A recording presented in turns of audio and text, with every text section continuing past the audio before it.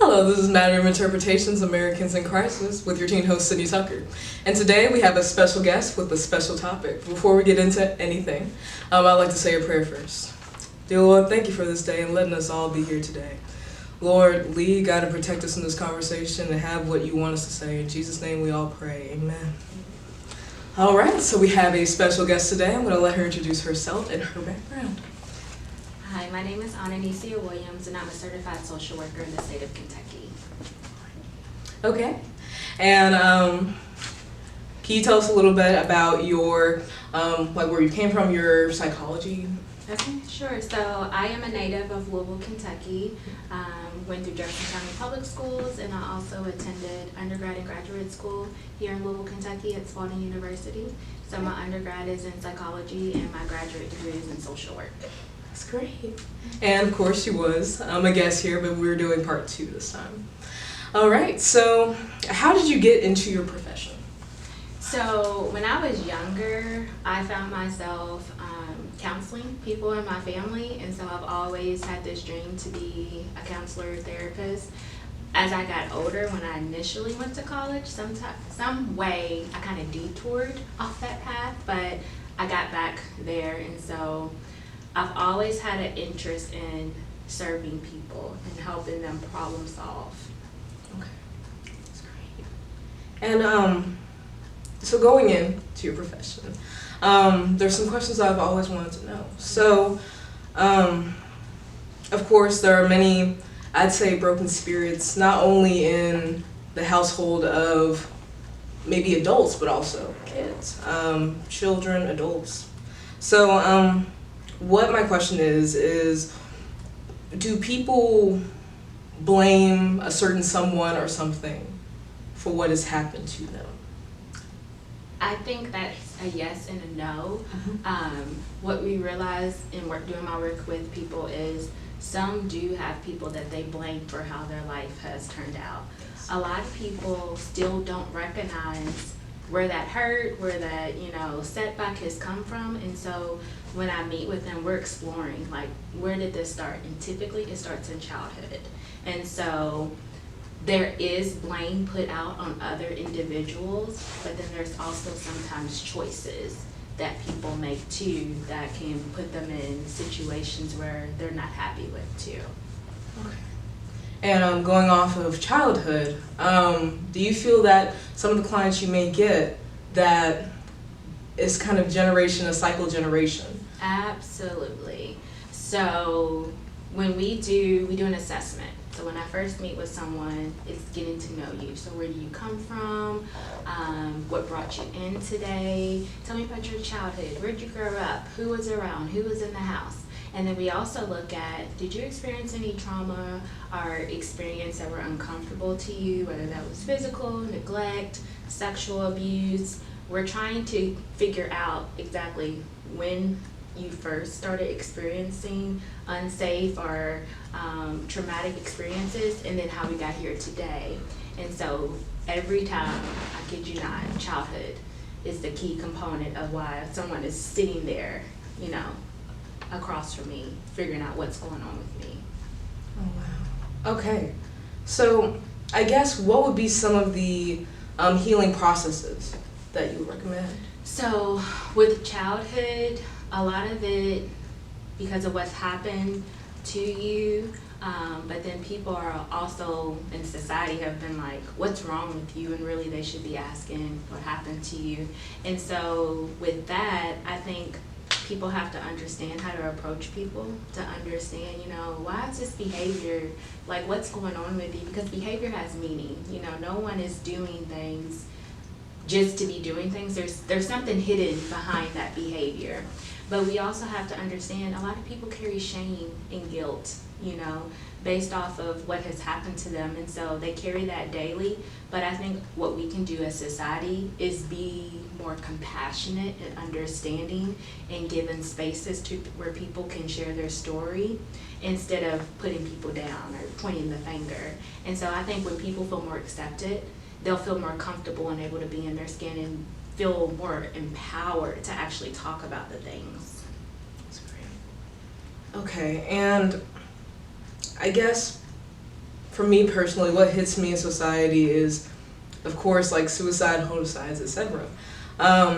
But to tone in more on suicides, are there certain, well, you have identified this already, but are there certain things that we should definitely avoid when talking to a person that is thinking of committing suicide?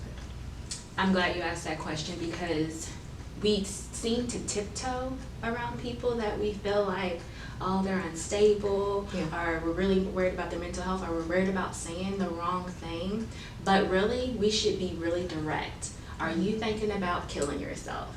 Are you thinking about when you do kill yourself, you no longer want to be here on earth? We have to be really direct in asking those questions, because if we leave any gray area, we don't really get to the root and understand why this person is considering suicide, and we're not able to get them to the right resource. So be concise and direct and say, hey, are you thinking about killing yourself? If you're thinking about killing yourself, are you telling me you no longer want to be here on earth? And then we also want to ask, do they have a method? Do they have a plan? And so if we ask those 3 questions, and then if you're not a professional as far as being able to feel like you can really assist that person, then we have a suicide line, which is 1-800-273-TALK. And so that is a certified person, a counselor that can lead you through and get you to the steps to the correct resources. Definitely. So I've actually came up with some words that I have thought through that I feel will fit this. When I say these words, do you mind giving your definition, what you feel it means, and how it impacts how you work with others? Okay. Self-image. Self-image. Ooh, that's a good one. I think that self-image is about how you see yourself. Unfortunately, a lot of how other people see you plays a part in how people see yourself, but self-image is about confidence, being able to walk in your skin and show up every day, being confident of who you are, your values, and where you're going.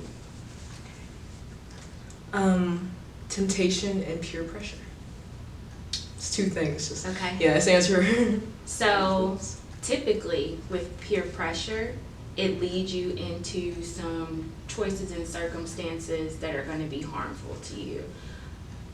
That temptation, it's almost like knowing you're not supposed to touch something, but feeling like, I want to touch it and see what it feels like. And so there's a struggle, and then if you have outside people who are influential to you, sometimes you go ahead and touch it, knowing that it's already bad for you, but still those outside voices like, no, do it, just see what it is. Like, here we are encouraging you into negative experiences and circumstances. It's going to be more damaging than positive. Yes, and I want to kind of go more into that. Do you mind giving some examples of maybe school environment?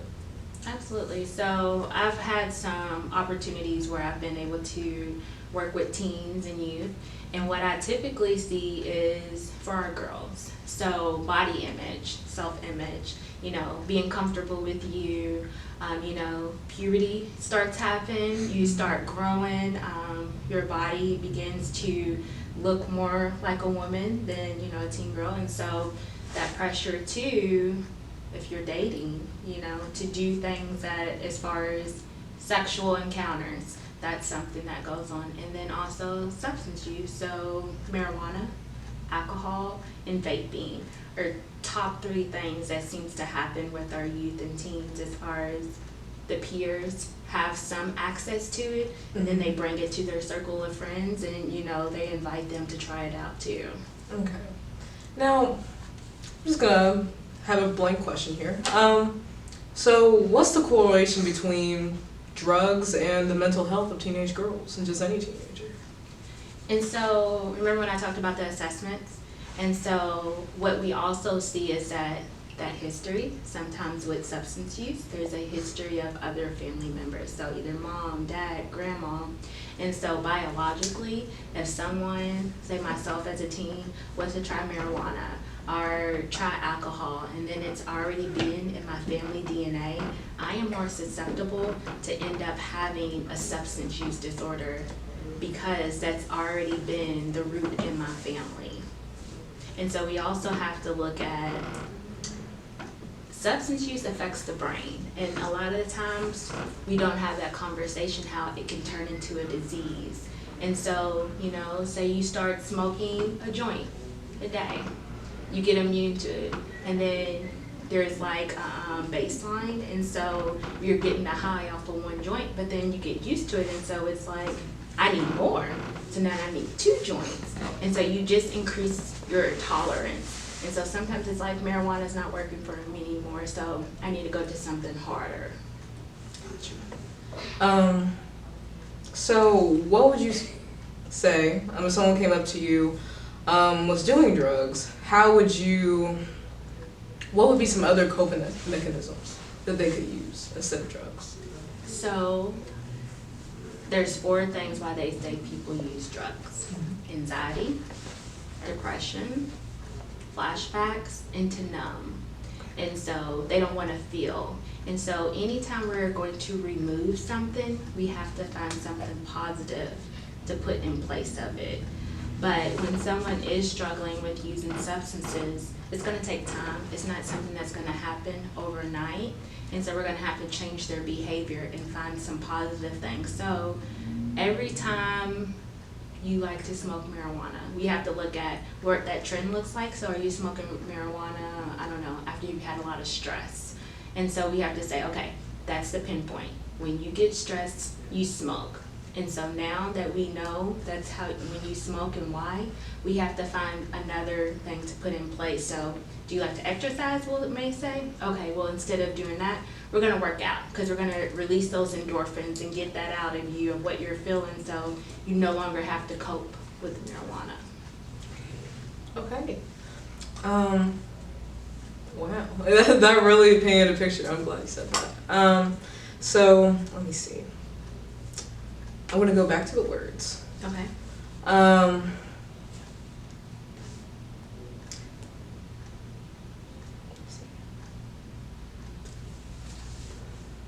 Happiness. Happiness. I think that is what we all strive to have, to be able to wake up and feel happy about getting up and walking out into the world, and you go throughout your day. And of course, sometimes we have some challenges, but still being able to roll through that and get through, and you go to bed at night being at peace. So that's what I would say, peace. That's happiness. Do you feel like with mental health that there's not a sense of peace? Absolutely. There's so much stigma, especially in the Black community. We are still not open to being able to say, I need help, I need to go talk to someone. Or then we have on the other flip side, there's so much judgment if you go out and get help. In my household, I was told what happens in this house stays in this house. Don't go out telling our business, don't share what's going on in this house. And so if that was encoded in you as you get older, that's what you always remember. I don't go out and tell my business. We deal with it in the house, but typically it's not dealt with. And then it's also about safety and trust. And so if we don't feel safe and don't have that trust with someone, we're not going to be willing to share with them what's going on with us. I like that you brought in trust, because the other word that popped into my head was stable. And I feel like that we need someone in our lives that is stable, someone of a role model. Would you agree? Absolutely. So I highly believe in mentorship. And so having that person that is there to, when you fall into the wayside a little bit, okay, here I am, I got you, I'm supporting you, here I am, you need this resource, here it is. Do you need this introduction because you're wanting to start a business? Well, I know someone, let me connect you to them. And so having that person that is consistent as well, checking in with you, how are things going, what can I do to support you, is so necessary. So do you believe that it takes a village? Do you feel like that is definitely? Still to this day, Yes. I can say that I have my village. I know who my go-to people are. So I'm having a bad day, I need to call up so-and-so, because I know this person will let me vent and not give me any feedback, or I need to go to this person because they're going to give me the advice that I need to get through whatever I'm going through. And so I think it's a continuum. It doesn't stop ever. So, well, if someone came up to you and said, "Hey, I don't have anyone," which I know that there are people that would say that, what would you say to them? And so I like to take time and with people and have a conversation and say, okay, well, tell me the people who are in your life. And so say they say mom, dad, and then I say, okay, well, tell me about school. Who's at school? Or tell me about, are you in some type of camp? Who's at that camp? So sometimes people aren't able to recognize who their people are until you start asking those questions as far as the involvement that they have in the community and really being able to narrow down. And I promise you, there's at least one person someone has in their life. It's just being able to identify it clearly, that's your person. That's your person that you can go to, share things with, and then also coaching them and being able to help them understand what questions should you be asking this person. And then have you really asked them, hey, can you be my mentor?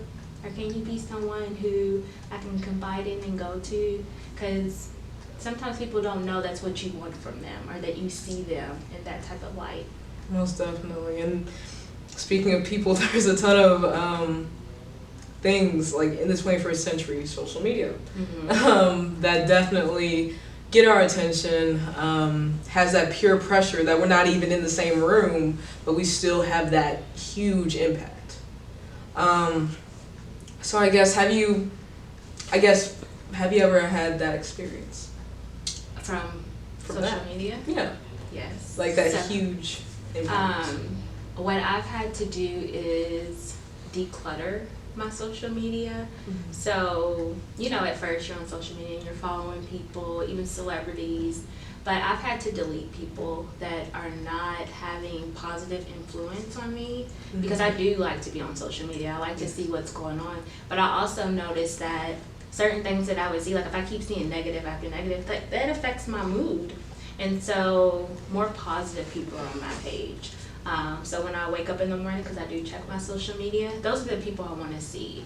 Or say, I get on midday, I want to see positivity, I want to see quotes, I want to see people who are working on themselves, who are talking about how things are going, and I also want to see authenticity. So people who are real and, feel comfortable with who they are, because it's inspiring to me too. Definitely. So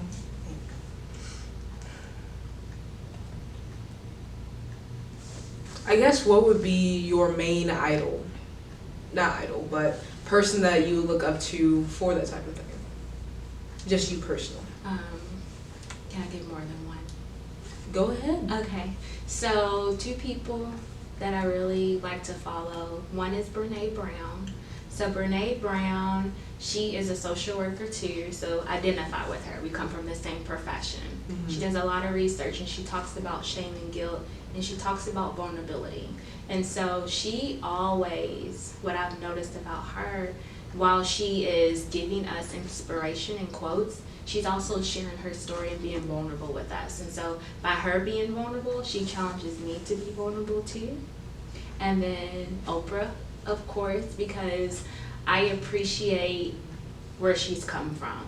So I don't know if you're familiar with her background, but as a child having sexual abuse and then, trying to be in media as a Black woman, and now how she has created a world-renowned name for herself, and she's also allowed other women to come along with her. And so I appreciate being able to see, as a woman rise up, she rises other women up too. That's amazing. And I've actually heard that you've been trying to do this yourself with a certain organization. Do you mind introducing it to us? Sure. So I have began the Girls Living Above Mediocrity Network, and so we call it the GLAM Network. And so a part of this organization is for women and girls actually, to feel connected, to feel empowered, and also to be working on their healing as they continue to self-discover themselves. And so it is open to multi-generational. And so I don't want it to feel as if this is just a tracked area of girls or women that we're focusing on, or this is just the race or ethnicity. I want girls and women to be able to come together to get that support that they need and feel empowered, and also being able to feel like I connect with another woman. This other woman is not my competition, or she can provide me resources or skills that I may not have yet too. That's great. And how did you put this all together? I mean, it must be huge. So it was a dream. So something I've, continued to think about. It's just something 2016. I've always been thinking about it, but I can feel like I've manifested it, and so I keep a journal. I always write down my ideas, always write down my thoughts, and then finally last year I was like, I'm gonna do it. Like, that's my gift to myself on my birthday, and so stepped out into the world and let them know this is what I wanted to do. But I feel like I was finally able to build that confidence up to share that with other people, and I'm really proud of so far what we've done and where it's going. And lastly, were there any, I guess, challenges, rather personal or just external challenges that you have faced? So, confidence, because you don't know what you're doing and you're figuring things out as you go. Also, being willing to ask for help. I'm very prideful, and I recognize that about myself, but being able to see someone else who has come before me and doing something similar to me, or that, they're very well educated in that area, and being able to say, hi, do you mind mentoring me and kind of showing me how I can do this? And I would say that has been very positive for me, because that's how I've also been connecting. And then the challenges is sometimes there's self-doubt, Sometimes you feel like people don't understand your vision, or that people are not supporting you. But if you remember your why, it keeps you going. Thank you so much. This has been part 2 of Teenage Girl Mental Health. That is Sydney Tucker, your teen host with Americans in Crisis, Matter of Interpretation. It's our efforts plus God's grace. Thank you.